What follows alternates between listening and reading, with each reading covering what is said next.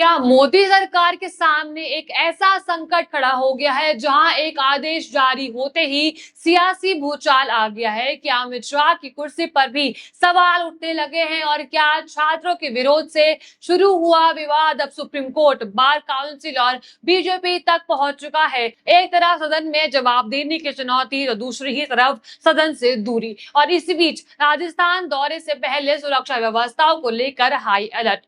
आखिर पूरा मामला क्या है और रातों रात ऐसा क्या हुआ कि जिस फैसले को लेकर सरकार के समर्थक आक्रामक नजर आ रहे थे, उसी फैसले पर पीछे हटने की नौबत आ गई है? आज की पूरी रिपोर्ट में इसी राजनीतिक घटनाक्रम को क्रमवार समझेंगे। नमस्कार, मैं हूं आपके साथ उन्नति कोटियाल और आप देख रहे हैं पीआरबी। सबसे पहले पूरे मामले की शुरुआत समझिए। देखिए, मीडिया के सामने केंद्रीय गृह मंत्री अमित शाह की तरफ से विपक्ष को चुनौती दिए जाने की बात सामने आई थी कि वो सदन में आएंगे और तमाम सवालों का जवाब भी देंगे, लेकिन इसके बाद जब सदन में उनकी मौजूदगी को लेकर सवाल उठे तो विपक्ष सरकार पर निशाना साधना शुरू कर दिया। विपक्ष का आरोप है कि सरकार के सामने गंभीर सवाल खड़े हैं, लेकिन जिन लोगों को जवाब देना चाहिए वो सदन में आने से बच रहे हैं। यहीं से मामला और ज्यादा राजनीतिक हो सकता है। देखिए, एक तरफ विपक्ष सरकार पर हमलावर है तो दूसरी ही तरफ छात्रों और बार काउंसिल से जुड़ा एक विवाद अचानक राष्ट्रीय बहस का विषय बन चुका है। रिपोर्टरों में दावा किया गया है कि बार काउंसिल ऑफ इंडिया के अध्यक्ष और बीजेपी सांसद मनन कुमार मिश्रा की तरफ से हैदराबाद यूनिवर्सिटी के 2024 बैच के पास आउट छात्रों को लेकर एक आदेश जारी किया गया है। इस कथित आदेश को लेकर सवाल उठे कि आखिर किसी विश्वविद्यालय के छात्रों के भविष्य और उनके पेशेवर करियर पर इस तरह का फैसला किस आधार पर लिया जा सकता है।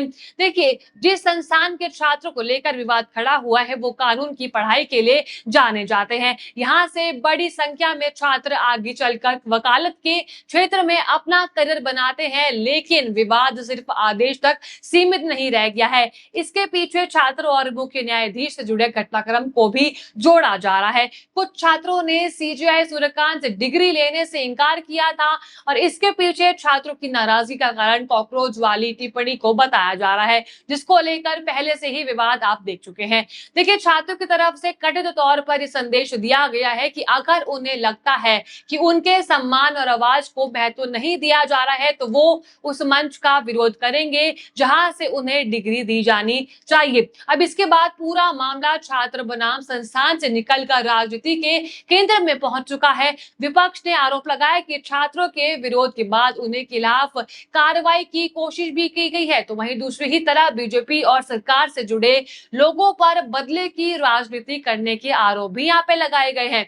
अब कहानी में सबसे बड़ा मोड़ यही आता है जैसे कि कथित आदेश को लेकर विवाद बढ़ा, उसके खिलाफ राजनीतिक और सामाजिक प्रक्रिया तेज हो गई। सीजेपी के फाउंडर अभिजीत दीपके ने एक्स पर लिखा, क्या मनन कुमार मिश्रा का इस्तीफा मांगने का समय आ चुका है? वहीं सीजेपी प्रवक्ता सौरभ दास ने भी एक्स पर लिखा है कि मनन कुमार मिश्रा के बारे में जिस तरह की डरावनी बातें सामने आ रही है उसके बाद उन्हें तुरंत इस्तीफा दे देना चाहिए। यानी ये चेतावनी तक सामने आई है कि अगर फैसला वापस नहीं लिया गया तो आंदोलन का अगला निशाना बार काउंसिल ऑफ इंडिया के अध्यक्ष मनन कुमार मिश्रा होंगे और उनके इस्तीफे की मांग की जाएगी। यानी मामला अब सीधे राजनीतिक टकराव में बदलता हुआ दिखाई देने लगा है।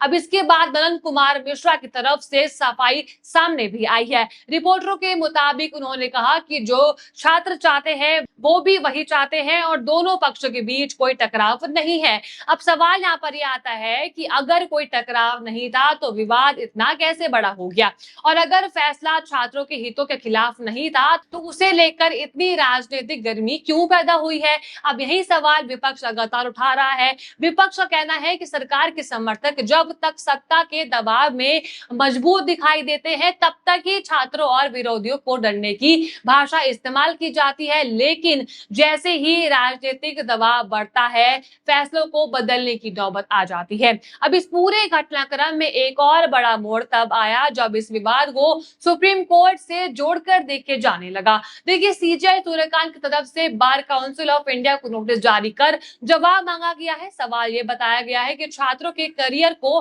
प्रभावित करने वाला फैसला किस अधिकार और आधार पर लिया गया है। अगर ये बात आधिकारिक रिकॉर्ड से पुष्ट होती है तो ये पूरे विवाद का बेहद महत्वपूर्ण हिस्सा होगा, क्योंकि देखिए तब मामला केवल राजनीतिक आरोप प्रत्यारोप तक सीमित नहीं रह जाएगा, बल्कि न्यायपालिका और बार काउंसिल के स्तर पर भी इसका जांच होनी चाहिए। इसी वजह से अब हर किसी की नजर इस बात पर है कि बार काउंसिल की तरफ से क्या जवाब दिया जाता है और सुप्रीम कोर्ट इस पूरे मामले को किस नजरिए से देखता है। अब जरा इस पूरे विवाद के राजनीतिक असर को समझिए। देखिए, एक तरफ छात्रों का विरोध है, दूसरी ही तरफ विपक्ष लगातार सरकार को घेर रहा है, तो तीसरी ही तरफ बीजेपी से जुड़े नेताओं को अपने फैसलों पर सफाई देनी पड़ रही है और चौथी ही तरफ मामला सुप्रीम कोर्ट तक पहुंचने की बात भी की जा रही है। और ऐसे में सवाल उठाना स्वाभाविक है कि क्या सरकार के सामने राजनीतिक दबाव बढ़ चुका है। अब इसी बीच अमित शाह के राजस्थान दौरे से पहले सुरक्षा को लेकर हाई अलर्ट की खबर सामने आई है।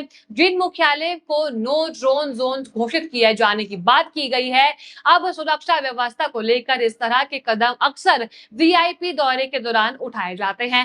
राजस्थान के हाल के छात्र आंदोलन और विरोध प्रदर्शनों को लेकर भी सरकार पर सवाल उठते रहे हैं और ऐसे में गृह मंत्री के दौर से पहले सुरक्षा इंतजामों को लेकर चर्चा और तेज होना स्वाभाविक है। लेकिन असली राजनीतिक सवाल इससे भी बड़ा है। क्या सरकार के खिलाफ विरोध का माहौल लगातार बढ़ रहा है? क्या विपक्ष को अब पहले की तुलना से ज्यादा राजनीतिक स्पेस मिल रहा है? और क्या छात्रों के मुद्दे आने वाले चुनावों में बीजेपी के लिए मुश्किलें पैदा कर सकते हैं? देखिए, विपक्ष की रणनीति साफ दिखाई देती है। वो सरकार को एक के बाद एक मुद्दों पर घेरने की कोशिश कर रहा है। जहां कहीं भी छात्रों, युवाओं, रोजगार, कानून व्यवस्था या संस्थागत अधिकारों से जुड़ा विवाद सामने आता है, विपक्ष और उसे राष्ट्रीय मुद्दा बनाने में जुट जाता है।